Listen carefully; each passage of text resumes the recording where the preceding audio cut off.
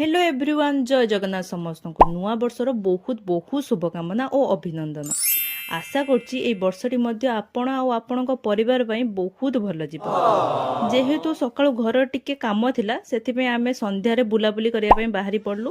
तापरे हमको एठी जॉइन कले नीतू दीदी आ आमे सांग हेकी बाहरी गलु मंदिर। जहाँ आम एत सुंदर टाइम रे आसीथुलु जे आळती देखि पारिलु। आ एठी देखुन केते सुंदर गन्नू बाबा। आज नहीं काली नहीं तुम पैसा आसीबो ही केते दिन परे आसिलो देखा करिया पई कुह 2 मंथ 3 मंथ। एक्चुअली मो दीदी हेबे माने मो दीदी का बेस्ट फ्रेंड, किंतु मो दीदी सहित बहुत अधिक मिसे। आ आमे देखो ट्विनिंग करछु, कथा बार्ता भी। बाप रे, संध्या 6:30 रे भी भद्रक रे एते ठंडा जे आमे 3 जण पूरा थरुथिलु। तो आमे आसीगलु टिके कॉफी पीवा पई। एठी जने भाई बढ़िया गीत गाउथिले। कॉफी पी फेरुतला बेले गोटे छुआ को देखिलु, किंतु देखुनु ता निजर गोटे छुआ अछि। तापर आमे पळे आसिलु चाट खाइबा पई। एठी मु आ दीदी ऑर्डर करथिलु दही पूरी आ नीतू दीदी ऑर्डर करथिले दही पांपड़ी।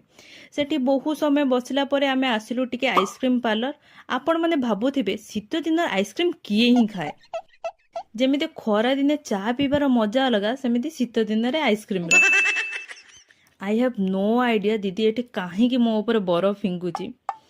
देन आमे आसीगलु मो जेजेमा पई मिठा नबाकू। आपण बिलीव करि पारिबेनी, संध्या 7टारे भद्रक रे एते पॉल्यूशन, इवन एक्यूआई भी 200 ऊपर अछि। मते तो लागुची एमिति हेले भद्रक दिल्ली को भी टपी जीवो। Happy new year. नुआ वर्ष रे आपण माननकु ढेर सारा शुभकामना आ भल पाइबा भी आम तरफ ना भल पाइबा ना टिके टिके अछि। So that's it for the video. Hope you like it. Bye.